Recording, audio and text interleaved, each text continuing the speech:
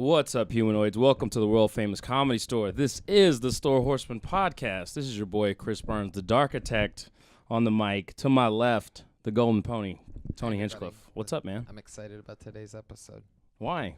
Because we have a special guest here. Do we? Yeah, to my left, ladies and gentlemen, Dolph Ziggler. What's up, man? What's up, everybody? How are you? I'm great. Yeah? In LA, it's nice. Great weather. No rain. So Yeah, it's okay. you took the rain clouds away. Thank you. Yeah. Appreciate it. You're all welcome. To his left, the always marking out broken Matt Edgar. What's up, dude? Come on, man. I'm totally cool right now. I love it. He's not wearing a shirt, ladies and gentlemen. To his left, the brother boy. What's up, man? Say hello. Hey, what's up? I'm Brother Boy. That's good to see you, man. Good to see you. All the way to the left, the enforcer, Johnny Scortis. Oh, hi. How's it going? What's up? I'm doing all right. Yeah? Yeah. Your hair. Yeah. I made it. Every time we record, your hair does this. Oh, my hair. Yeah, the I thought bangs you said I'm here. It's like a show up. human umbrella. I Yeah. look like a dandelion, like getting ready to, you blow on a dandelion and all the fucking... He looks like the fourth stooge. Right. I have a mushroom thing going The on Greek my head. cousin. Well, here we are, everybody. We are indeed excited. Mr. Dolph Ziggler is here. So many accolades to rattle off, but you know who he is. Come on. Dude, so we're coming off 2 nights of ridiculousness. Yeah, we just went to Monday Night Raw, and we went to Tuesday Night SmackDown. I said it yesterday, we've been living the life of 11-year-old Make-A-Wish kids for the last 48 hours. It's been absolutely ridiculous, and been having fun, especially marked out Monday pre-show when I like the alliteration. The Rock was giving a speech, and who comes out? A guy that I literally asked you earlier in the car ride excitedly. I go, when's the last time we saw Vince McMahon? Yeah. And The Rock's out there giving a speech, and all of a sudden, no chance, Vince comes out. And I didn't realize until watching my Instagram story the next day, wow, I was losing my mind. It's one of those things where I guess I don't realize when I'm screaming like a little girl until I see the video of it, but I lost it. No, Pretty it's cool that you watch your Instagram story. I do. He likes it. Yeah. Comment, wow, good cinematography. Who took this? you got to give yourself flowers sometimes. Impressions from everything. Johnny, you were with us on Tuesday. Yeah. Maddie was, being a comedian and not going to wrestling. Yeah. That's okay. Yeah, waited. It's not okay. Sometimes we make choices in life. I thought it was great. Yeah. It was a lot of fun. It was weird going home and then watching what I just saw live and how much of the action was cut. Mm-hmm. There was a bunch of cool spots and segments during the matches that when I went home and watched it, I was like, hey, what happened to that double clothesline? It was gone. Yeah. Just everyone come back and, everyone's just laid out everywhere. And it was just, Yeah, there's no so real... You go to a wrestling show and then you go home and watch the entire show back. That's like the I- Instagram story, but 3 hours. We're gonna listen to this podcast right after we're done. We don't have a lot going on, though. we are big fans of ourselves. Absolutely. Were your reactions slightly different the second time around? yeah, I started patting myself on the back, gave myself the old Barry Horowitz. There you go. But that's actually a cool part of a little bit of a live event part of the TV show is you have these commercial breaks to work around. And the trick is if you're good, the fans can't tell when you're in commercial. That's to have that live audience think that you're constantly going, and that's a unique.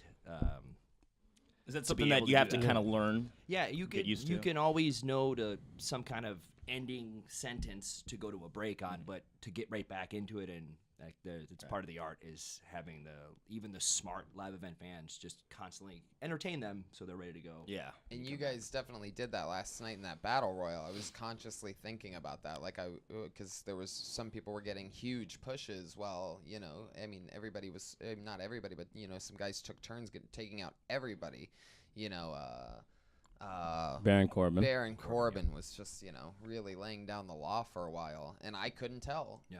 I didn't know whether they were giving Baron a huge push or the Miz or whatever was happening. When everybody was doing all that stuff, they did a great job at that. Whereas normally I feel like during a commercial break of a battle royale, Right. you would totally like, oh, this seems like everybody's. But we try. Like I remember the old days. It was something you go to commercial and someone could just go up the ramp and say, "I'm out of here," and leave for 5 minutes. And come running back down. But come back smelling like cigarettes and pussy. A big component. Like I believe into that too. But Cena is really big about give these live fans everything you can in the break, and whether we happen to like step over it or not, like Corbin crushing everybody and we come back, if he's still doing it cool, if we do a little bit, if it ends right before it, that's fine. The crowd knows what's happening, and so it's pretty cool. About last night, let me just ask you, if Apollo Crews connected with that chair that he threw at you, It hit me, and I almost got tripped up. In my is that legs on okay? Yeah, no. Oh man. But I mean, I'd rather. Yeah. I mean, he just threw a chair. Like, it doesn't kill me or anything. But had he connected with those swings, it would have been a different story. But I threw it at me. It's great. He's No, that was pissed off, cool. I hope. Has anything hilarious ever happened in the commercial break that you can remember where it was just like, oh Jesus, that thank God Good there's thing. editing. Yeah.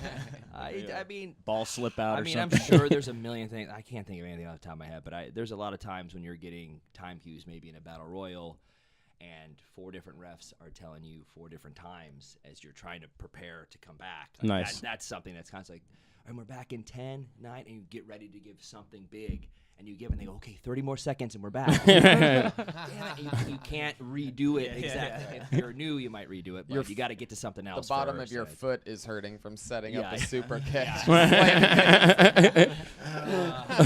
He's asleep, and he just kind of crumble over. Yeah. Oh man, that's so fun. Oh my goodness. Now, a lot of people might not know this, but you're more than just an amazing in-ring performer. You are also That's my pickup line. yeah. That's right, yeah. That's mine too, I'm not actually. just this kick-ass wrestler. Yeah, I'm like But also stand-up comedian. amateur. I mean, you're getting and there. I attempt every Yeah. once in a while to get some things You're going, paying your but dues. You're doing your I'm thing. Trying here and there. Writing all the time. Writing things with my brother, throwing stuff back and forth all the time. And I have maybe 6 or 7 moleskin notebooks filled up, ready to go. So the tricky part, because I'm not an idiot or just a fan, is knowing you got to get 5,000 matches in before you get good at wrestling. And I got to get 5,000 sets at a coffee shop in. So every chance I can get, which is not a lot of free time, I sneak out here, do something, do an improv show or something with my brother, or just constantly writing and throwing things by him and just trying to attempt to pay dues when there's 60 or 70 off days a year to get out here or do something. Yeah, that's totally awesome that you respect the stand-up like that. I feel like a lot of people don't really get that part, and it always shows. You know what I mean? Yeah. It's always the best comedians that do pay their dues and like get that part of it. And we're the same. We're basically all living reverse lives, by the way, because we're doing stand-up every night while you're wrestling. Dreaming of being a stand-up Yeah, Complete opposite. And we're You just said dropping- you're an amateur comedian. Like, I'm an amateur pro wrestler. The way I'm an we- amateur pro wrestler manager. Like I'm gonna go to the Paul Bearer School of whatever. Fantastic. Percy Prink, whatever. That's where he went. Indeed, Earn it indeed. the hard way. I'm gonna be the next Mr. Fuji. Watch. I love that. I just posted on our Instagram that weird angle we talked about where Jake the Snake was like training the Ultimate Warrior for a little bit, and then he lets a cobra loose from a coffin.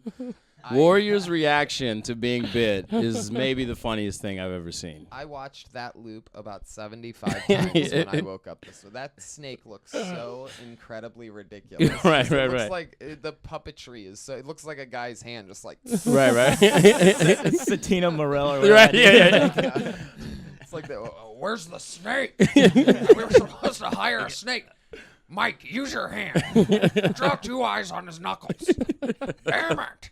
It's just Bruce Pritchard's hand biting the Warrior's face. Oh, and then, like the warrior doesn't really I mean, it's weird how he sells the snake Right. to the face, just bending over all the way. Speaking of which, there was a quite amazing moment this past SmackDown involving you and a green screen there, Dolph. I mean, that green screen said something about my family. Yeah. It's this whole thing. Like, you guys don't see it when the cameras are off, but It's the green meanie. pretty mouthy. Right. Yeah, I didn't know what was going to be at. I just was told there's just going to be a green screen and you'll kick it and some graphic will fall. Oh, cool, all right. But when I did it, an actual screen fell with that was being held by pipes. So I thought it was going to be like that. Yeah. All right, cool. So I was getting ready for the Battle Royal, and a couple people was like, "Hey, did you see what that was?" I was like, "Oh, all right, let me see." And I went, "Oh, that's it. It looked like I was kicking a cartoon." Right. Yeah. It's the cartoon or something. But either way, as weird as it is, something like that, I love standing out or having something weird. Sure. So I hope I can get that in maybe every week, even if I'm for 15 seconds and have that green screen behind me. Because as you were just talking about the Ultimate Warrior and stuff, I remember when they used to have the logos behind them. You knew it wasn't really, they're not in some space-time continuum with their logos around. I believed it at the time. But like that or before a Saturday night's main event, watching that and then hearing them talk, I think that was kind of a cool thing. So even if the exact same, I guess, technical aspect of it is still there from the 80s, I'm okay with it. It seems like you can almost write around it. Like, you could be super kicking some really interesting things. Yeah, I instantly wrote back to Twitter. I go, everybody, please, when this screen falls down, have something hilarious behind it. No one's built anything yet, but I'm sure somebody will. Somebody's on it. There you go. Or it drops down and it's just like my brother on a toilet reading the paper or something. Like, I don't know, just anything. That's what I was going to say. It's very trusting where it's just like, hey, there's going to be something behind you, so Yes. react to it. Like, they could have put anything. You know what I mean? Naked Midian could have been running by, and you kicked the air. Put like someone walking by whatever monuments in that town and then just super kick them in the face. Right. Do you often get, told, okay, we want you to do this thing, but, I mean, don't worry about what we're doing behind you? Or Usually, no. I don't remember the last time that's ever happened. So I was like, oh, cool, this will be... I don't know. I'm sure it'll be a normal thing. And also, everybody was doing 15 or 30-second cuts that were in the Battle Royal. So it's like, oh, cool. I don't know what it's going to be. But and I was busy, game planning, so I didn't really have any say. But I thought it was pretty funny, and hopefully I'll get in there next week. We'll see. Oh, we loved it. We hope so. What is that prep like to get ready for a Battle Royal as opposed to a one-on-one match or a tag team match or For me, if someone who's been around for a long time, myself, who is usually calling the shots for whoever's out there, usually I have to get everybody's pieces in. It's like a Money in the Bank kind of match where you want to know not just the person before you and after you. If you're someone like me, you're very anal about wanting to know everything just in case someone gets hurt, in case someone falls down, in case you get a time cue and no one else does. So I'm nuts about having some crazy game plan or a backup thing. If I need Corbin laying everybody out and we come back from commercial and he's just standing there, I have to go call something on the fly and make sure everyone sees the monster before we get going. So I'm usually nuts about that, but I was only out there for about 5 minutes, so I really didn't have much to do today except for continue a story with Kalisto and Cruz, and I made sure we made it as exciting as we could. So that's how much of a badass you are. They need two guys to hold you down right now. Fuck with that. Well, I get a chair. So Yeah. that's great. The equalizer. The new chairman of the WWE. Little bit of news this week, guys. Diamond Dallas Page going in the Hall of Fame. No pop from anybody. Everyone just stares at me blankly. I just gave myself a self high five. There you go. There you go. I did DDP yoga for a little bit, and then I stopped. Yeah, I was about to get an update. What's Because up? I didn't want to end up looking like DDP. What do you mean? I think you have a Like- while before you need to worry about that. Yeah, you're at Vader level now. I'm okay with that. I don't want to be Big Vis or anything. But Yeah. No, I'm super stoked. no, on it's really good. It's I'm really a- good. Congratulations to DDP. Yeah. I love him. Mm-hmm. He's Yeah, my me too, favorite. dude. He was one of my favorites in that WCW NWO Revenge game, Yeah. especially when they made the top rope diamond cutter. Oh, yeah, You could yeah. do. You flip that little joystick when you get the special. By the way. Started wrestling at 35 years old. Mm-hmm. That's incredible. There's still hope for us, guys. Yeah, I know. That's what I'm thinking. I got 2 years I'm before I gonna get start going. getting in shape next year. Yeah. And the year after that, I'll be with Ziggler here.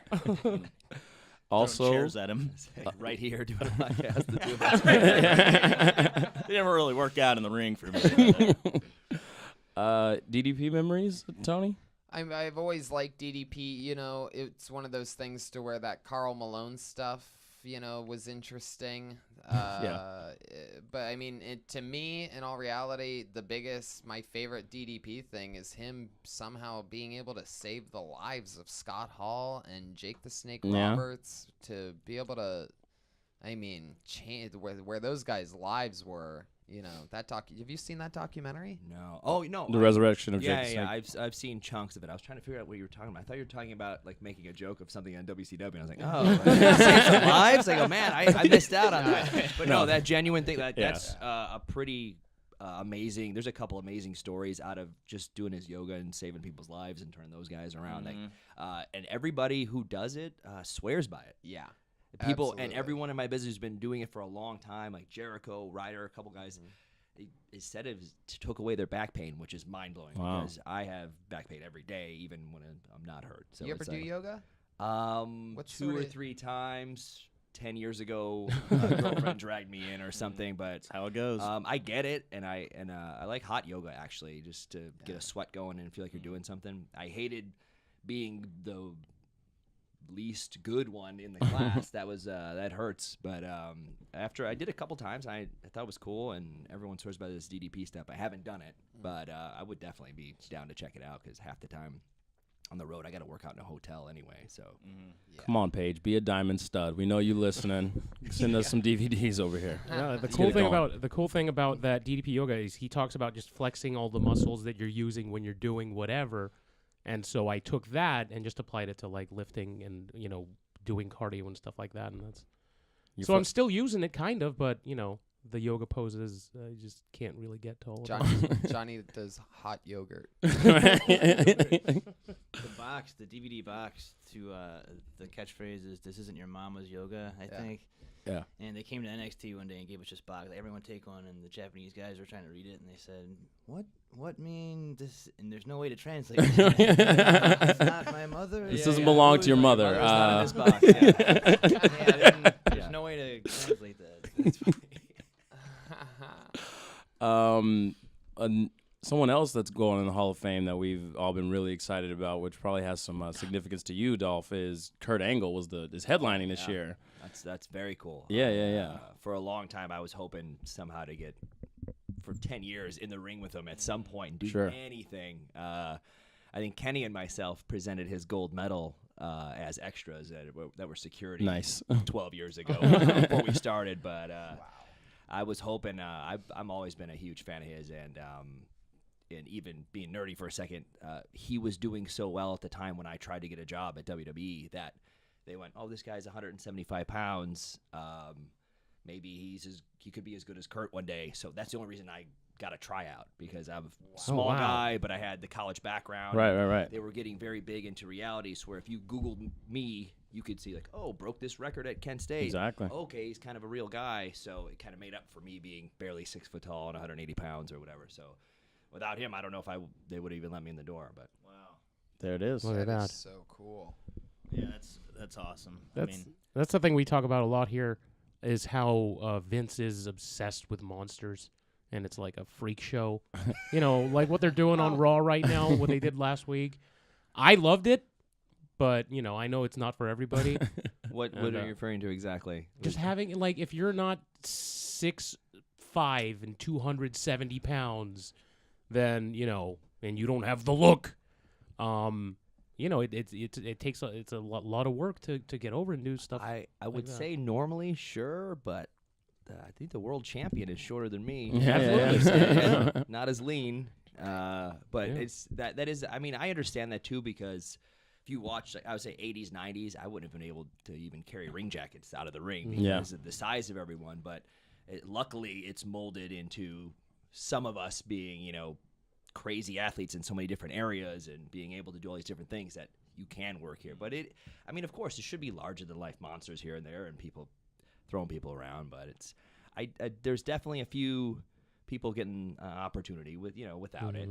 But I get that. It's WWE superstars. You know, everyone who used to be like, oh, I see Tom Cruise in the streets, he's 5'4" or whatever. Like, oh, because he's a movie star. And I think Vince has that idea of everyone being actually one way or another, being able to defend yourself, or at least the illusion of it one way or another. So I get it. But Yeah, that makes sense. luckily for me, it's a little different now. So. Yeah. Do you have to change up when you're in the ring? Oh, I'm sure you do. When you have to go up against bigger guys as opposed to smaller guys, like what's the biggest adjustment when Because you're one of those matches? guys too that could wrestle anyone. Yeah, like your totally. style Yeah, is like A long time ago when I was training, someone, I think it was Joey Mercury, told me this, and he had been around for a while. I was brand new learning how to fall down and stuff, and he said, I was working my size, and he said, don't work like you're a small guy because you will be booked as one 10 years later. So that's what he said. So I watched a few things. He was always the smaller guy in the ring, and he was doing short arm clotheslines and knocking somebody who was 6'4" down. And I went, oh, that's smart. Sometimes people stop you from that, but if you act like a small guy, be booked like one, and I feel like I can work Rey Mysterio, but I could also work a match against Big Show and possibly win either one of those. Sure. So I've been lucky. It's hard to protect yourself win-loss wise sometimes, but every other thing I try and stand out and try and be able to, like, any day I could win the world title and it wouldn't be like, oh, come on. Sure. yeah, it's But believable. It would be, if I'm losing 7 out of 8 times and then winning it, that part, but the fact that it shouldn't be ridiculous that I could, because I can kind of hang with everybody. Right. When you were first starting out, did anything, like when you're, like you said, you're learning to fall, bounce off the rope, did anything come unnatural to you? Like, was there anything Yes. that was like you were Very hung much. up on? A lot of people said it really helped if you're a fan, because you can understand a few different weird things that you would normally not be, that athletes would come in and be like, whoa, this is weird.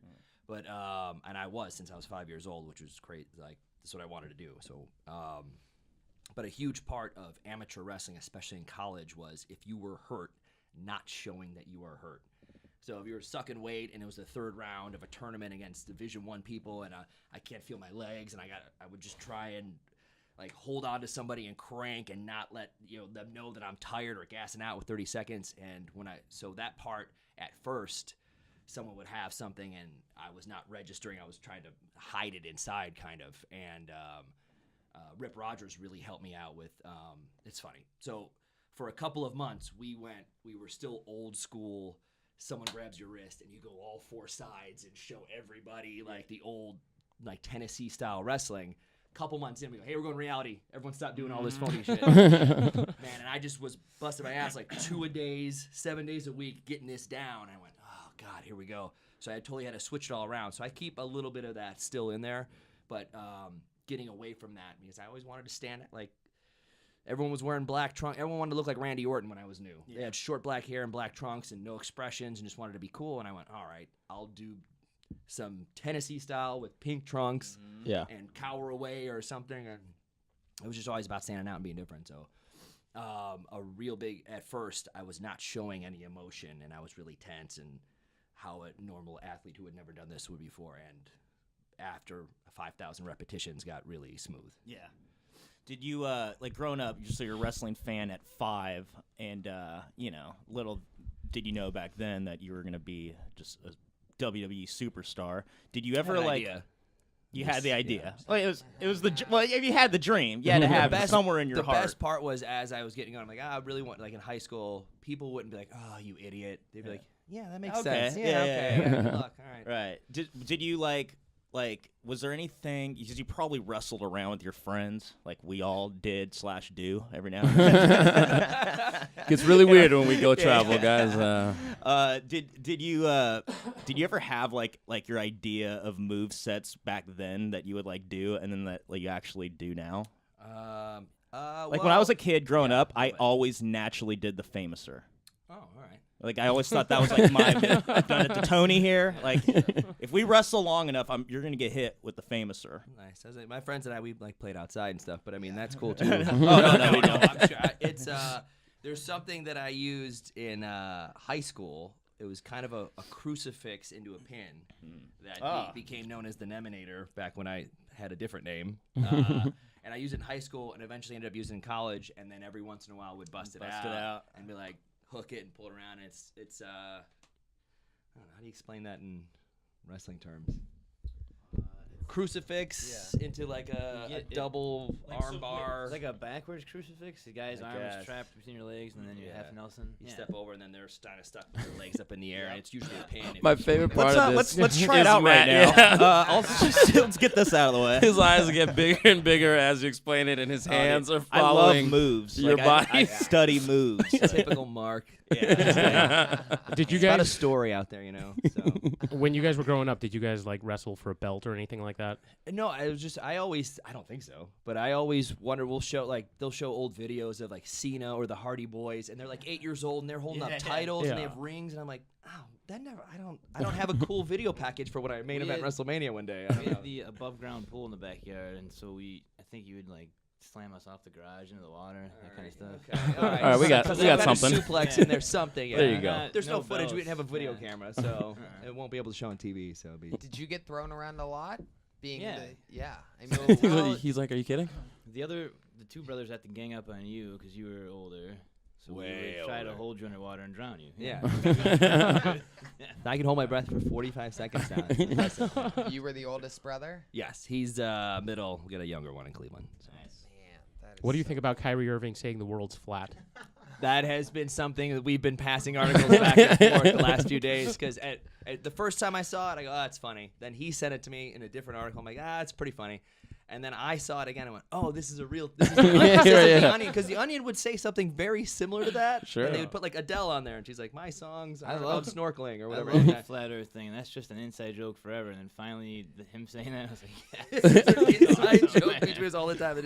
So, and if he believes it or not, like, I think it's great. I think it's fantastic. Where's the edge? Where's the edge of the flag? Exactly. I feel like I wanna he's go. like flown to Japan or something, and it didn't.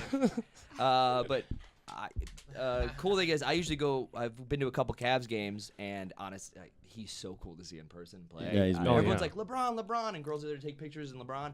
And I watched Kyrie run the whole show, the whole game, and I was so impressed by how good he is. So this is extra little icing on the The cake for me. game we went to, Thanksgiving time, right? I saw him. He took the ball and looked at it and noticed how round it was. And he was like, I don't believe it. Popped it, flattened it out. Bullshit. I don't believe it. Nope. No way we live on something like this. Wouldn't we all just float away? No, I'm not selling this. Not selling this. Oh my god, hilarious. A lot of WWE guys from Ohio Earthers? these days. Not God, flat earthers? I wish. It's just form a stable of people who believe the Earth is flat. You're all a bunch of liars. It's a squared circle. Exactly. Who else we got? It's Miz is from Ohio, right? Dean Ambrose. Yep. Who else in the Cincinnati. building? You always make the distinction, Well, Cincinnati from Cincinnati's Cleveland. a little bit different than the rest of Ohio. Would you agree with that? I'd have to agree. Yeah.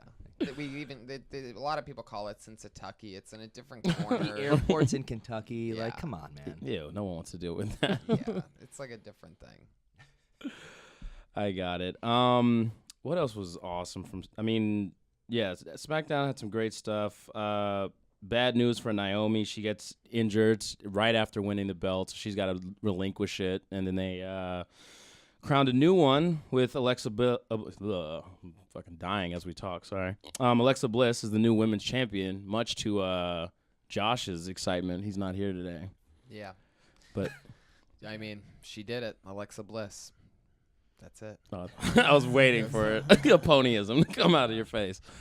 I'm a big Naomi fan Oh yeah. of everything that she does. Yeah, dude. She's I've several times said she's my favorite wrestler, guy or girl, to watch because what she does is awesome. I'm a big fan of hers. So you feeling the glow? So I was very excited. I didn't know half the time on a big show.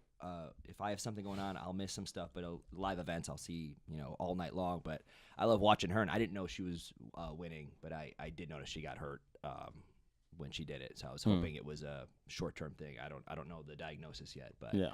big fan of hers. She's great.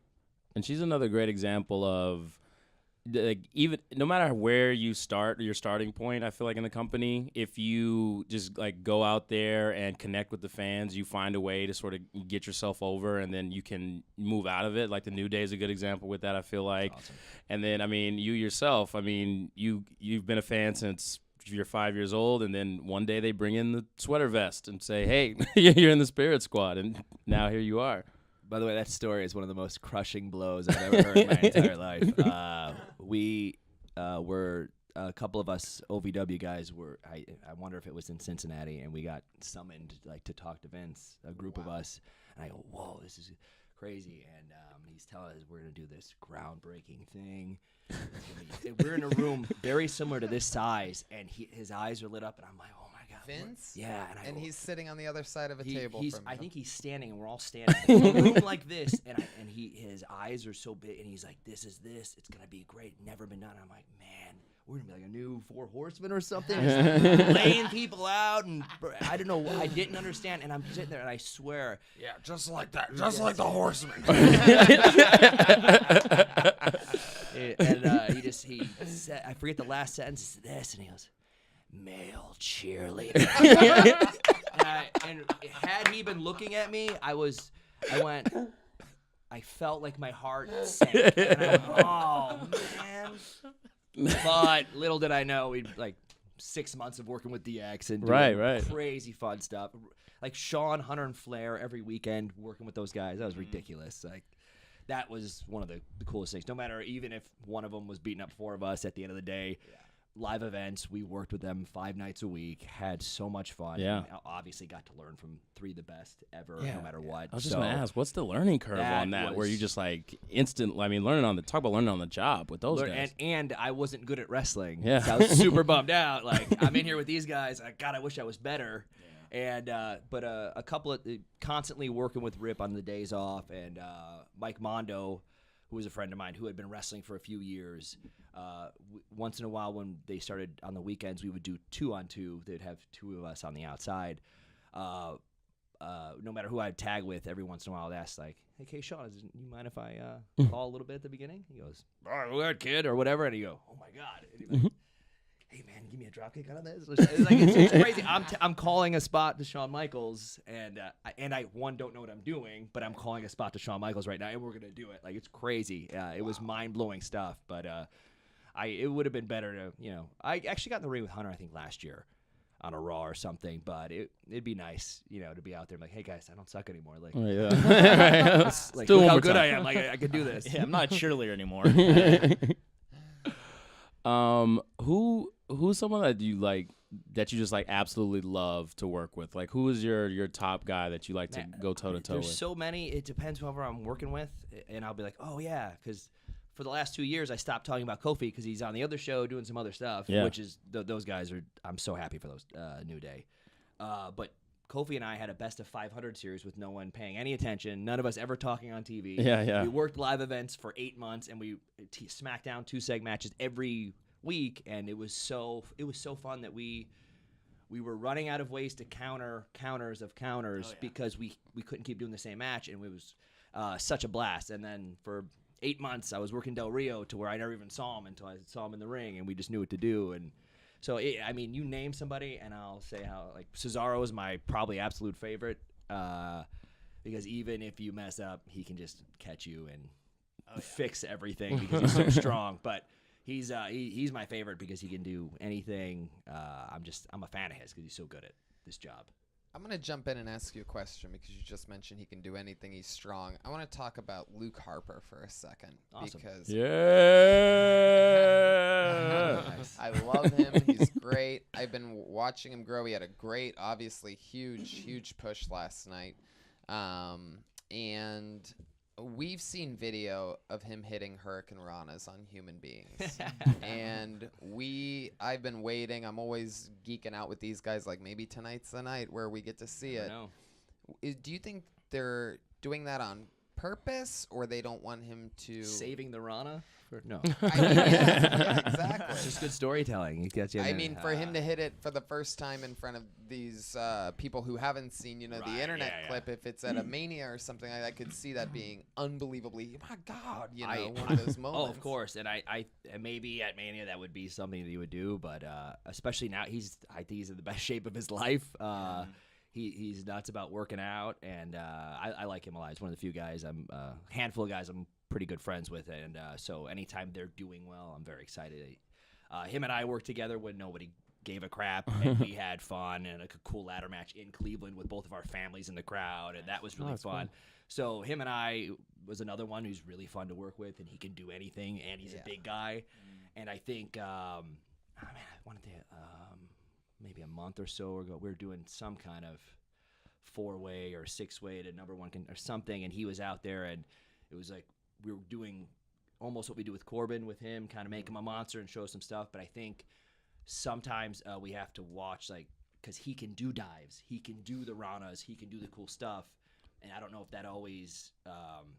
I think they want to separate that sometimes. Like, he's this big man and he's in great shape. Yeah. So I don't exactly know, but I know he can do those things. Right. Like, I haven't seen that clip, but I just know he could. It's he interesting could do to me- dives easier than I could. It's interesting for me because I'm curious as to whether it's them saying, even though you're a beast and a monster, we want to separate that, or I'm wondering if it's him, or I'm wondering if they're saving. I'm wondering if the plan is because I think that if he can do it, I mean, you just gotta do it, right? If you're 7 feet monster, I get that, but also the nerd of my job in me says, yes, if he busts that out, it's at a WrestleMania or Yeah. it is in a Royal Rumble 30-minute world title match, and he's out of false finishes, and you see that, and you go, oh my God. Yeah. It would have to be once a year. So Right. if he's waiting to do it, it would be that world title match. Yeah. Or whatever. Love that. It seems to be in line because, like as Johnny mentioned, there's some giants walking amongst us in the WWE. On Raw, they had the main event with Big Show and Braun Strowman, and it seems like they're slowly sort of rolling out the more agile moves for Strowman. Like, he busted out a drop kick last week, and this week he did a kip up, like just launching That was himself up crazy. onto his feet. And it was I've just been like, trying to what? do that for 35 years. I still can't do it. It is an interesting thing, and I thought of this at the Royal Rumble too during Cena and Styles, because the way that it finished, Cena hits the. I don't know why I always want to call it an F5. AA? It's Yeah. an AA. It Yes. used to be an FU. He Yeah. hits the AA, and then he somersaulted in and had him on his back, if you know what I mean, and then just sort of somersaulting with all of his back, lifted him up, and did it deadlift. again. And it blew my mind because I literally go, has he done that before? He just did that on his coincidentally winning his 16th? Like, no way. Yeah. He's obviously had that deep in the chamber waiting for Yeah. it. Do you have something that you're really saying? Yeah. Tell us what you got saved. A bunch of stuff. No, like I said, going back to a long time ago. You don't have to Being tell us told- what it is. If there is No, I got something, but also I think I could just do a moonsault without trying, but I don't know. I once did a dive in Ohio Valley Wrestling 6 months in, and if it had not been Bobby Lashley on the outside, I would have just fallen to my doom because it was so mistimed. And I can do a bunch of athletic stuff. I can do some wrestling stuff. I can do some moves. I have one or two things in the chamber for something special like a Mania match or a world title match, because it becomes less special if you bust that out every week. And I think I have a nice handful of moves that if the story's right, we can plug those in and work around until that point. But you have to be able to save those and make them special. Yeah. Otherwise, if there's a dive in every match, then a dive's not special. And I tend to see that a lot. Whenever I see patterns like that, I stay way the hell away from it, especially if you have some 5-minute match and you're just diving to the outside to get back in and you go, man, there's all these other matches to do it. We're not gonna. So I'll never tie up again or get a 3 count or no, I'm just kidding. Kind of like to dovetail what you're saying about like saving moves. Is there a move that you used to do that you were just like a shitty joke and it's like, I can't do that, that's not working anymore? Is there something like that? Like, remember when Cena used to jump off the ropes and do that like baby stunner? Yeah, He yeah. doesn't yeah. do that anymore because it sucks. First of all, whatever. Go ahead. I'm not gonna turn this into a fight in front of Dolph. Is there something like that? God, I wish Because I have a knew. koala joke that I tried for years and it never worked, and now it's dead. Aw. like a koala. It's extinct. It caught syphilis and friggin'. I don't. When you used to body slam a guy from the backside, that was pretty cool. Oh yeah. Like that. Kofi takes it really well, and I think probably Kalisto too, and a couple people who I know can do similar things that I can, but a couple people took it poorly. I was like, oh, everyone's doing a body slam. Let me see if I can do one reverse. Oh, cool. It looks different and it's a body slam, but there's a small handful of people that can not make that look dumb. So that you have to always consider too. Like, can everyone sell this like me? No. Crap. Okay, let me try this other thing, and because it's half on them as it is on you to make something like that work. And we say all the time that you sell better than anybody in the I've been business. waiting to talk about this. Oh, with yeah. you. Just about to get there right You now. are the best seller in the business right now, and that's like you have the whole you go limp, you the ragdoll thing, and was that a thing for you that like you knew going into wrestling that you'd be good at selling, or was it just like a natural progression? And are you even aware of that? Are you aware that you're No, I know good? how great I am. I was gonna say it. I'm so glad one of you guys said it. It's so Showoff. embarrassing. No, I had a feeling, like I said, it helps being a fan because you know the drama or whatever, and I'm good at whether there's no huge compelling WrestleMania story behind me that I would try and increase the drama. And if we had 7 minutes, I would try and make it in the back of your head as a fan, like, have these guys been going 23 minutes? Sure. Oh my God. Or if someone's finisher or second closest finisher got me, that it, like, oh, that looked kind of dumb, but oh, when he takes that knee to the head, it knocks him out, and he's out. And but there's a fine line, and Patterson gets on me a lot for things because Pat Patterson's a genius, and he's really good at finding the little things. And Thank you, Dolph. Thank you. I there. appreciate it. Yes. I am a goddamn genius. Yes. Yeah, he'd probably say it too. But I'm there to listen to him when everyone's patting you on your back after a match, and he goes, "Yeah, but that thing, and you shouldn't be knocked out 4 minutes in." And I'm like, "Damn it, he's right." Later, when you get 1 or 2, that's when you take that ragdoll. You're out cold. That's the lights out. And I would study knockout punches in boxing, the last ones to see, because in our business, someone takes something, even if you get kicked from behind, snap backwards and do different things, and you go, to me, that's a little thing that takes you out of it. So I would watch a boxer, just his hands would fall and he'd drop to his knees, or someone would just fall to the side and one leg would crumble just because it's a real life body emotion. And I go, that's how I'm gonna stand out, making this real on us. And at first I was trying to bump like Mr. Perfect 6 months in, everything was a big flip and everything was that, and then you try and condense it to someone's finisher or the one last one you want them to bite on to, like, I am out cold here, that's it. And I feel like I've gotten the most out of that than anybody that I've seen in a long time. With, if it's a 5-minute match, sometimes somebody's finished somebody's move that never beat somebody, maybe that was it right there. And then I'm pretty good at timing the 2.9 also. Huge pet peeve of mine. If you're making a close false finish on someone, and I like the Kurt Angle school of that arm just slips up and barely makes it. And a lot of guys will do this arm moves to pop this arm out, and me watching as a nerd, when they're doing that at 1.5, knowing that it's not going to be the emotion there on that. And also guys laying on their back watching the ref with their eyes open. Oh yeah, I notice it almost every time. I watch it because Irks I'm a me, nerd, yeah. and a bunch of 8-year-old kids might not see it, but when they got that camera there and the guy's out and they're just watching the ref, you go, I know he's kicking out. So I focus myself on knowing each ref's cadence, and my eyes are shut every single time, and I try and barely beat it just to make it that much more special, because I feel like we throw those little things away sometimes. If someone's not selling, do you give them like you make them sell. You make them sell, right? I was just about to ask. Give 'em a you little that. shot. So, if somebody's not selling, as a guy that does sell, and you're selling, and guys, is there something you say sometimes? Like, come on, dude, seriously, like. Yeah, you can have a little leeway. TV, you don't have as much leeway, or some people, you give them a little shot or something safe. You go, so they do it. But Wake up, sometimes Dean. Live event, yeah, Ambrose, come on. Oh, is that like a known thing? Oh, I don't. Amongst us, for it damn was sure. yesterday.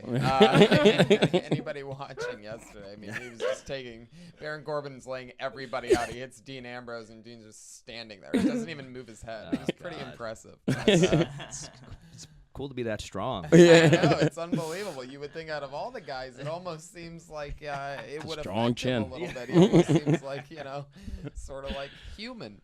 But he likes the pain. Right. Fucking Easy to Raven. do it. That makes sense. Yeah. what the fuck was I just saying? Shit, I lost it. All right, I'll pick it up. What's that? What's the longest match that you've been in? Like we've been going crazy on this Okada Kenny Omega thing from New Japan, where it's like they went what felt like 3 days, but you know what I mean. I think, man, first thing that popped in my head was a world title match I had with Edge at the Rumble, maybe, I don't know, 5 years ago or something. Because I think we had 25 and went maybe 28 or something. But 30 minutes is probably, even at a live event, when I'm kind of given a lot of free reign time-wise, I think 30 minutes. I mean, are you itching for that, like 60-minute Iron Man? I don't even 2 out of know. 3 falls. I feel like it's going to be such. 2 out of 3, that'd be great. Even a 30-minute Iron Man is fun. There's a story there. I don't know that there'll be a 60, but if there is now, with no one having an attention span, even if the best story that we have on all the shows, maybe one day that would get 60. I would love to. I'm trying to think if maybe Cesaro and myself were begging for months. Yeah. Months. Give us the 30-minute one. It won't be boring. We're not going to sit around. Like, we're going to try and outdo each other. Yeah. And because we had something going, I think we got to a 2 out of 3 falls match that had like 11 minutes or something, and it was a little anticlimactic for us. But I'm itching to do that because the only time I'm tired out there is if I want you to have it look like I am. Sure. I think, so.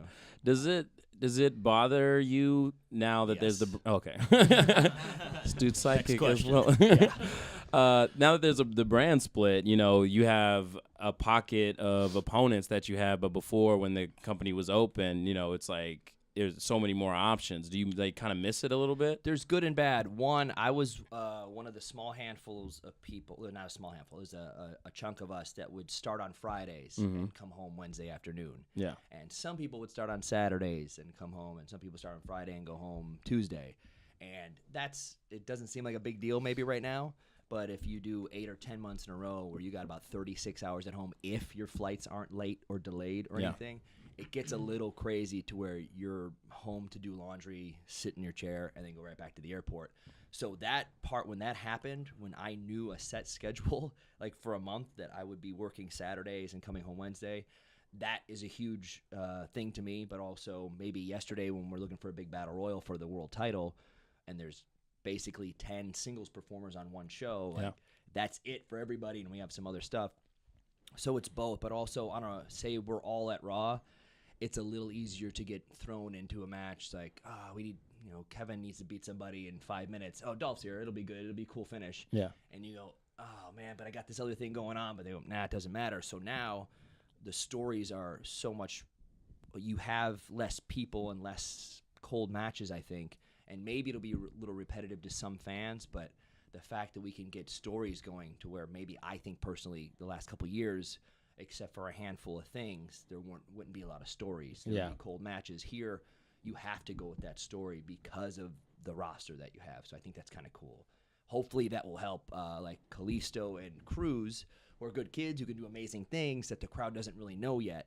And even if some say along your guys' lines like, oh, these guys again, but maybe an 8-year-old kid will be like, oh, Cruz, he does that cool flip, and he chase him with the chair. So they'll start to get to know him. And then eventually he'll start getting character stuff where you can hear him talk and go, oh, he's not just some smiling guy. Yeah. He's a psychopath or whatever. I don't know what he is. But we'll get there, and then that will maybe get – I'm working on it, getting them more cheered than the bad guy beating them up. So it takes a little time. Right. This happened yesterday. Like when Apollo Crews came out, this guy was like, and I was like, he does a nice drop. Throw me under the bus. Paul, I don't know what it you is. did. I did. And I was like, no, he's got a nice drop kick, this and that. And then like that's what he ended up hitting you with, like kind of like an enziguri thing. And I missed it. And I was like, did he do the kick? Yeah. I was like, yeah, you missed. I was like, God damn it.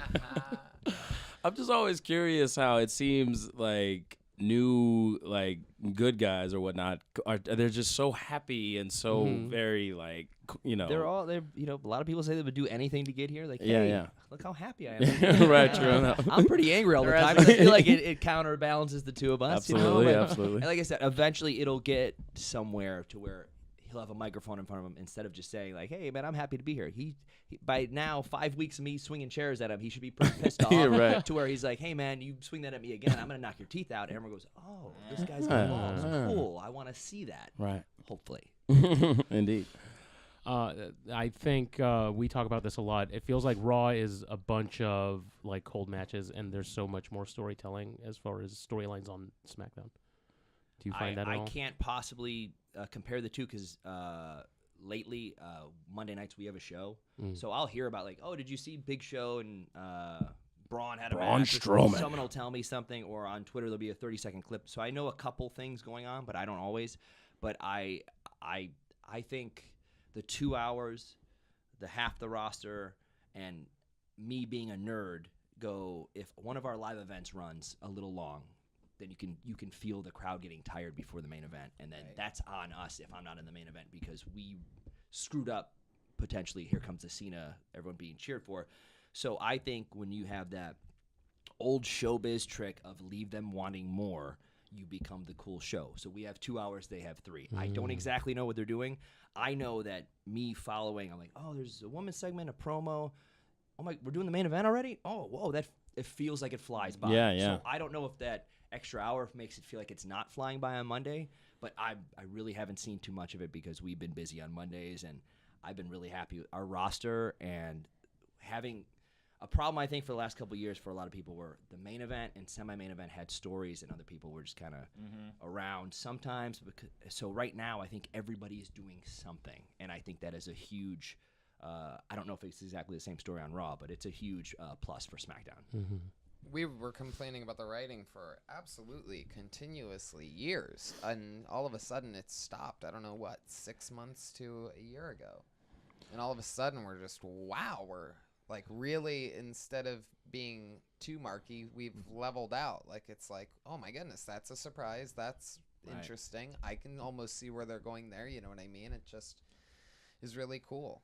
I'm starting to hear that a lot more and more from along your lines of because for a lot it's 8-year-old kids and we're trying to let them know what's going on and who's the good guy and who's the bad guy. But if you're still, some of you have a Nielsen box, so it's the fact that part is actually, the complaining will always be there because that's a thing and no matter what. Right. But the fact that it's a little leveled off, going, hey, this is kind of cool. I'm like, dude, 30-year-old person just said our show's cool. Yeah, we're doing something right because we're getting a little bit of everybody. So I think that's a very positive thing. Well, it seemed like for a while things were so very telegraphed of like, I see where this is headed, and then now on any given time we do these predictions, every like big show or whatnot, and for the most part we're all a bunch of morons. Like we just can't, you know what I mean? Like as sound as our reasoning is for things, it's like, I got maybe 2 right, you know what I mean? And so just getting those surprises and like you said, everything that people are doing is something meaningful as opposed to this just being out there.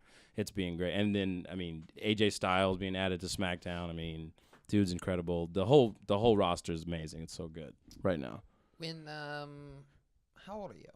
36. 36. So when Goldberg was play 29. Goldberg. When Goldberg was on his streak, you were in high school, college? Yeah, I would.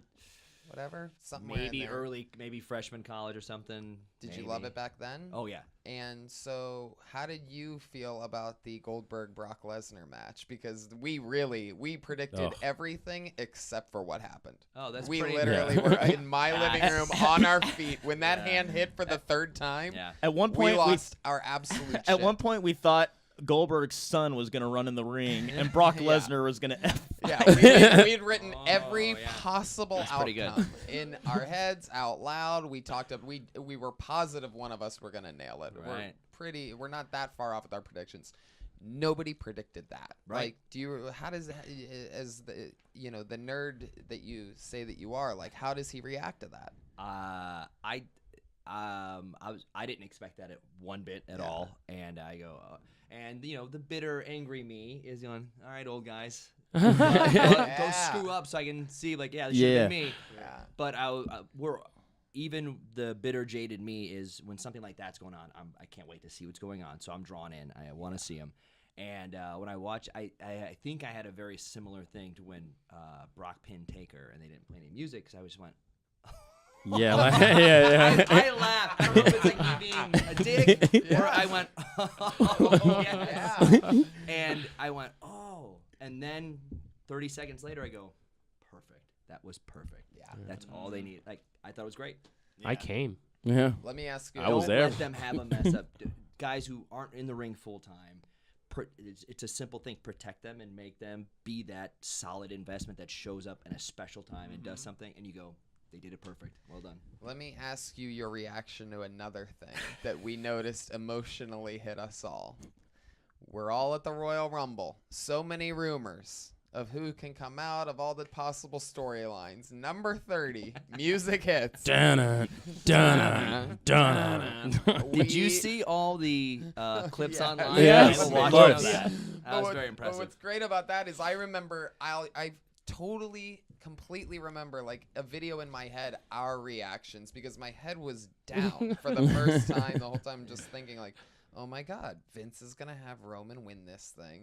This is exactly like we made a, like we were, you're always sort of afraid, like, man, I hope it's not one of those wacky Vince endings. Yeah. As a super fan for decades that we all are, Yeah. like that's just sort of how we label They're gonna it. love it. Yeah, it just felt like that's what it was. And when he's walking down that ramp, I look to my right, and our buddy Josh Martin, who's in his hometown of New Orleans right now, I look over and his head's just completely down. And the other guys are just sort of like looking, deadpan face. But from your perspective, as a guy who, It had to be hilarious, just the Alamo Dome booing together. Sadly, being in that match, I knew some of the ending stuff. So I knew that. I went, oh man, in my head, because a lot of times you go to, when it comes down to the last 4, you're in some secret meeting, and the last 2 or do something. So in my head, I went, does he come out at 30? And then the timer comes back and does a 10 count, and 31 is Finn. Or Yeah. I don't know. That was just me doing your guys like, hey, is it this? Is it this? So I think was Taker 29? He was right in there. One of- yeah, well, I think 27. So had Something you like that. switch the 2, you still get the cool. Taker's out there, and you're still gonna get Taker's response, but also he's 30. Oh, cool, maybe he's gonna win. But when he came out, I thought it was great. Oh yes. Dude, I've since learned to love it. But I Yeah. feel like obviously that was done for a reason. Yeah. That not all the time they understand that inside thing, but I think that's what they were going for, obviously. And I thought it was great. And then immediately I saw all those, or the next day or whatever, everybody just smash cuts of everybody watching, chanting Finn or whatever else they were saying and going, what? And people smash their TVs or whatever. Like that's ridiculous. But a huge, I'm a big Spears, Dillinger Yes. guy. Because him and he's better at wrestling than I am, and I get to be doing this, and he's in Florida for now, and we'll see what happens. But I'm a big fan of his, and when they were like, at number we're going in the meeting, and it's at number 10, it'll be Dillinger, and I went, oh, yes. Yeah. One thing that everyone will be like, oh, cool. Yeah. And then there was also that smash cut of everybody chanting 10 before his music hit, and I went, what a cool thing. Yeah. And so hopefully he'll be going full-time with us, because he's someone like me who's makes everyone look good, but he's also really good. So I'm looking forward to getting him up here. Have you gotten to hang out with or meet or work with Shinsuke Nakamura yet?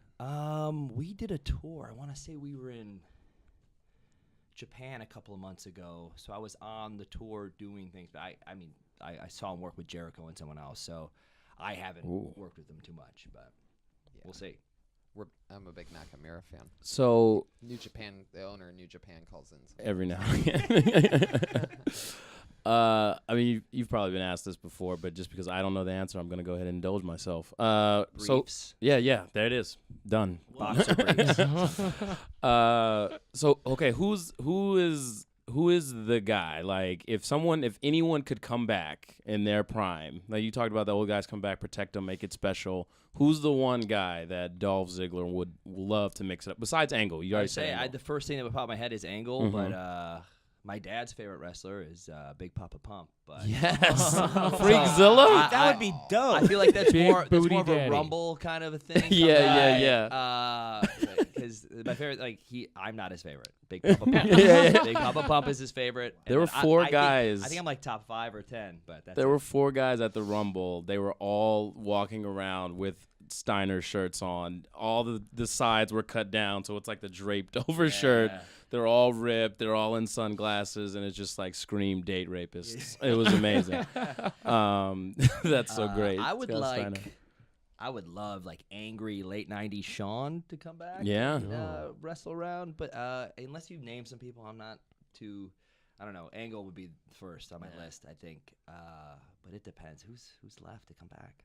anybody, right? I mean, you're talking about he could fight Like anybody from all fantasy time. dream match kind of deal. Yeah, if anybody from any era, if you want to go heads up with Adrian Adonis, let us know. That's cool. I mean, Killer Bees would be cool. Yeah, there you go. I mean, Angry 90s Sean would be. I'd like to be out there. That's dope. That'd be an amazing match. Did you ever get to know Piper?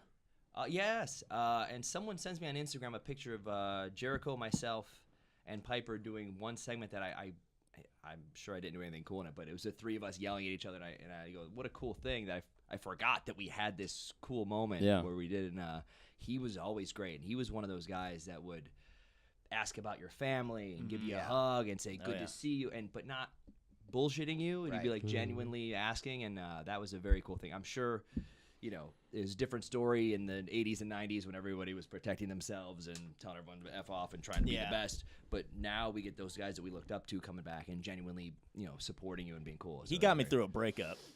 Yeah. Like literally, he was here every night for like a year at one point. It was the greatest year of my life. And, he said because he'd come up and he'd like pet my chest like, oh, you're hurt. Dude, I mean I needed it more than anything. It almost made the whole breakup worth it because I got closer to Roddy. He's like, hey, fuck that bitch. Cool, yeah. But one thing he. What's that? Yeah, Roddy, it's Manteo's really hurting girlfriend me you were today. fighting over? Roddy, Roddy, let's seen this girl. I swear she's real. Let's take a drive, Roddy. Hey, What do you Roddy, listen to? I know it's been a week, but I went through another breakup. I gotta Damnedest refill my thing. breakups. She left again, yeah. You're gonna have to move in for a while. Yeah. He said that like one thing that wrestlers do, like when you could tell like another wrestler's sad, is like you go up and you like kind of like hit him like on the shoulders and like, yeah, we do this to get the blood rushing. And He just told make you it that. feel Dolph, like, we don't do Base, that. brother. Yeah, I don't know. Did I get molested? Oh, yeah, this is what we do. Yeah. That's actually, we all made friends with Piper, and that is where I went off track earlier and forgot what I was going to talk about. It was when we were talking about selling and people not selling, the people that don't sell. And Piper he hated that. used to tell us that, you know, he used to tell guys, you know, I'd rather you knock my teeth out than hit me with a popcorn punch and expect me to sell it out there. You know what I mean? Like, Yes. That's a big working with Lawler a couple weeks ago. You know, he almost died. Yeah. And That was an like, intense hey, angle. you know, Yeah. be careful. We don't want you touching him. And I go, and he's like, if you don't hit me with that kick in my town, you are throwing away 40 years of me wrestling. And I go, okay. Here it you- comes. So it's Love that. that is in king. that aspect that I would go, you're damn right, I'll do it. Like, yeah, of course. And because it's like so that legacy, and maybe you're in Memphis and you miss him, and he has to fall down and sell that he's dying, and you go, I just threw away 40 years of hard work for him. So I said, absolutely, I will be there. And now he's dead. You yeah. kicked him to Yeah. death. As far as I know, I haven't. I just heard got a from Twitter him. alert about that. Ultimate heel move, by the way. Yeah, to murder someone Like, in I was the gonna ring. be there anyway, brother. But yeah, it's just, I got to get over here too. So Oh, well, one guy that gets us through each episode, our good buddy Josh Meyerowitz. You wanna set this up, Tony? Oh, really? We're doing that? We're doing that. Okay, well, we have an autistic comedian friend. He's Autistic Thunder I know on Twitter. him. You know Yeah, Josh? Yeah. you Of course totally I- know. yeah. But there's no way you don't. He sends in a 60-second clip of him rambling about whatever he's passionate about that week, and in order for us to not be stuck in a room with him the entire time, it's a pretty smart move. I think that's smart. That's good. he That's good. sends it in separately, and we all listen to it together for the first time. This is the Meyerowitz Minute. Stammer away, Josh. You're gonna need that for this. Josh will cut this part out of me, man. Or maybe you can... Got it. With the Meyerowitz Minute, I always try to introduce new names of wrestlers into people's own wrestling spheres that they may have not heard of before. Today, I'd like to talk about Canada's own speedball Mike Bailey. Yeah. He's incredibly dorky at first, wearing a taekwondo gi, but the man is an excellent high flyer and has an excellent barrage of kicks in his arsenal. So look him up. He's been in Pro Wrestling Guerrilla. He's currently in Japan's DDT promotion and AAA in Mexico. Don't let that farmer's tan fool you. The man is an excellent pro wrestler. Speaking of Japan as well, look up Kairi Hojo. She might have the best elbow drop rivaling Macho Man's. I ain't kidding around. Finally, seeing as Dolph Ziggler's in the room, it's great to hear you on the podcast. I hope to hear from you again soon. I would love to still get pizza with you. You know I'm a fat Jew, so you know I know some good places. And there you have it. See, I tell him that we've got Dolph in studio. Like, if you have a question or something for him, go ahead, and he uses it. Pizza. Right? I have a good question for you. Would you like to get pizza with me? This is autistic as it gets. Is he getting more autistic? Is that possible? I think so. Does it get more extreme as it The goes thunder on? is getting stronger. You would think it would go the opposite way, where he'd get more used to it, maybe make some adjustments. So, no. Would you like some pizza? I forget. I think we when I would come hang out in the store and watch some people, I think he tried to go to Mel's and get a burger or something, and I usually had to go to an airport 4 hours later or something. Like, sorry. That's what I always Little tell him. range Check check. plans, too. It's like, but it's Wednesday. Don't you work Saturday? Like, yeah, I go there and just make sure the flights are all okay. No, he's Like our friend Josh. I said that's one of the first couple people I met here, and he was a wrestling fan, and we'd bullshit back and forth. But that's really funny. I'm like, oh, I can't. This is gonna be a really smart question from him. Like pizza. Like, Yes, you are a 2-time world champion, 5-time intercontinental champion. My question: a slice of pepperoni Or calzone. Thank you, Josh. also, no. I have to go to the airport. Whatever day you read this, I have to go to the airport. So. We love you, Autistic Thunder.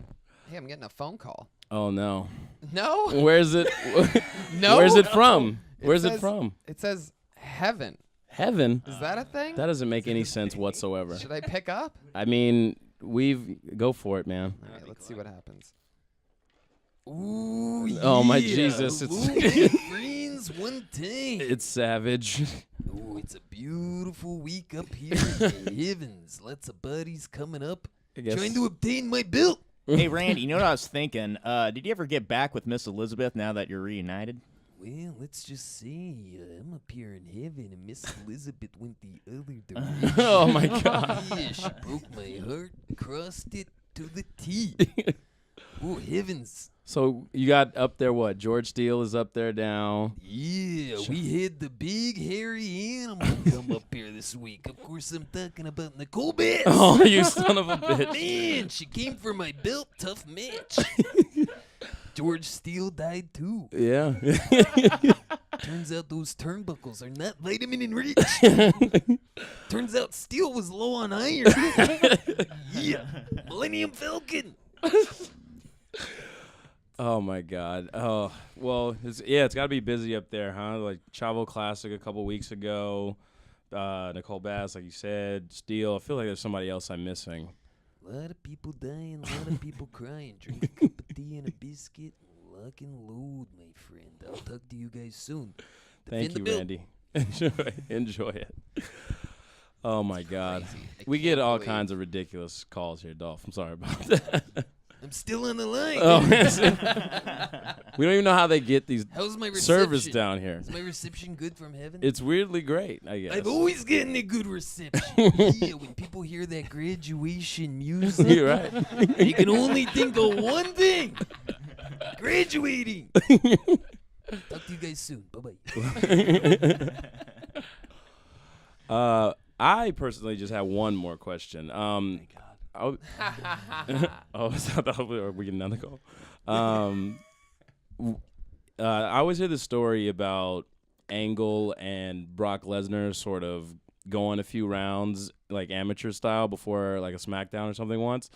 Like, and I know there's guys like Gable that are there now that have some, a background similar to yours. Do you guys ever sort of lock up and kind of see who's the top dog? We used to do it a little bit more than we do now. I remember Nitro and Morrison. Yeah. Morrison and I Mundo. used to roll around because he could do it. Even Randy, a long time ago, used to kind of roll around. American Alpha is on a different level than myself. I would love to say that I was attempting to be on the Olympic ladder at some point, but Sure. I wasn't. Lashley and I used to roll around, and I could kind of hang with him because I got good hips, but he's so strong and really good too. I'm trying to think of who else. It's not so much now. Everyone's too busy doing too much stuff at a show, like nonstop, and then going to the match. But I'm sure there's a couple other people I used to roll around with. I can't remember, but we used to have fun, try each other out a little bit. Is it like frowned upon? Like, would Vince like blow a gasket if somebody got hurt? Or you guys like absolutely. going for it? That's what I say. Like, Randy and I used to roll a little bit. And Yeah. then I remember a couple years ago, he wanted to roll around. I go, if you get hurt trying to beat me, which you're not gonna, Yeah. trying to beat me, do you think Vince is gonna be mad at you or me? Sure, I go, sure. I'm getting in trouble, not you. So like, Idiot. but we used to do, Lashley was good. Swagger a little bit. Oh yeah. Swagger and I in Ohio Valley Wrestling, we didn't know what we were doing, but we would get told to do cool, like 15-minute a Broadway. So we just go through the match and just keep trying false finishes, and then the last 4 or 5 or so, we would almost just do amateur wrestling, getting a roll up and some cradle here and kind of work with each other a little bit, but like shoot with each other. Nice. And he's really good too, and a lot of people forget about that, but like we used to have a lot of fun doing that. It's a cool thing to roll around just to see. When I got called up as the caddy, Chavo, who I didn't know at the time. Kerwin I mean, White. I'm a nerd, so I knew the Guerreros, I knew wrestling. Yeah, I'm like, sure. yeah, cool. I'm like, and him and Pepe and stuff. I'm like, cool. And he didn't know me, and and he's the old school mentality of like, all right, get in the ring, let me see what you can do. So we kind of rolled around with a little, stiff and going around. He goes, okay, all right, You're So, legit. I asked the right questions, and he for a couple months got to be mentored by him, which was very cool. He's a great Fantastic. guy. That's awesome. You guys got anything else for Dolph? I'm loving your little hill run you're starting off. Yeah, I've never been cheered louder in my life. Stumbled on something. So- Funny how that works. yeah. Funny how I mean, that you're works. taking down Kalisto and Cruz. You're like Trump's favorite wrestler. He once on Raw, he was there doing like Vince's Millions giveaway or something. Yes, He was yes. taking over for the day, and I did a segment, and I was coming back, and he was next. And he's another one who didn't just like, hey, great job out there. He like complimented a drop kick in something that I had done. He was actually It was watching. great. Wow. It was And I went- fantastic. He goes, that was great. And I was like, hey. I'm like, yeah, whatever. He goes, no, the thing, yeah. I went, whoa, he was paying attention. He complimented on something I did. That's crazy. He's been around wrestling for 30 years. Right, so it's right, like, right. hey, all right, I'll take it. That's why President you're of the the new United States is a- Secretary Yes, of I- Education. Well, I have to be confirmed. We'll see. We'll see. Well, man, we thank you so much for taking some time to come BS with us, man. We wanted to give you a little something. We got merch now. Uh-oh. The official Store Horseman T-shirt. Wow. There it is. Oh, in it comes the with flesh. sleeves? Well, you can, I'll cut those You're off. gonna cut it up for you. biceps go through. So that's for you, man. Thanks a lot, bro. We really appreciate you coming through. Oh, and it's squishy. Didn't That- see that coming. Oh, we went soft. We Yeah, went soft, All bro. I wear is squishy clothes with no sleeves. Look, So man. it's We're working out great. We're the kings of soft style. Exactly. And we got a couple of your shirts. You mind giving a little signature to those, and we so give out you to some guys of the will just, like, people? PayPal me or whatever. Right on, right on, right Your on. Venmo. We were thinking about asking you if you wouldn't mind super kicking the shirts. We're gonna give them. I out. would love to. I love that. Yeah. There you You go. guys have a green screen here? We'll make it all We work. do, weirdly enough. Full circle right there. That's perfect. It's all happening. So yeah, so we're gonna get some shirts super kicked and signed by Dolph. If you want to grab them, send us a review and a screenshot of you leaving an iTunes review, and then we'll get some to you. Thanks again, Dolph. We really appreciate it, man. Bring your brother through, man. So great to meet you, brother. Tell them where they can find you, Tony. TonyHinchcliffe.com. I'm doing stand-up in your city really soon, somewhere right around there. Check it out. I'm in Chicago this weekend. A bunch of crazy places coming up. So just check it out. TonyHinchcliffe.com. Come see me live. Johnny, where can they find you? At Johnny Scortis on Twitter and Instagram, and watch Training Day 2 today Yeah. on CBS, and I get killed by Yakuza. Nice. No spoilers, bro. I was say, damn, son, let it air. No, now people are gonna watch. They're like, oh, fucking finally. Specifically Ugh. to see you get shot. I love it. Real, right? Yeah. Maddie, where can they find you, brother? I'm at Matt Edgar on Instagram, and next weekend I am in Nashville at Zany's. Look at all you. Weekend, so Comedian and Kevin's Cryptid still killing Kevin's Cryptids is killing it. Please subscribe and all that shit.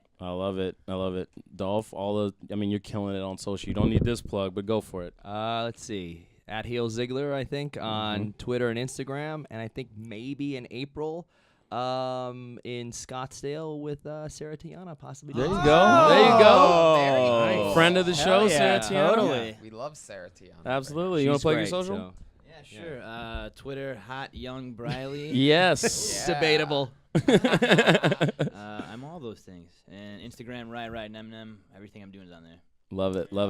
I'm at Chris_please. You can find us at Store Horsemen on everything you look up social media wise. Never forget that the Store Horsemen are your hookup. Holler if you hear us. See you next time. That's a big Papa Pump reference. I know that. We come full circle. Call back in the biz, bro.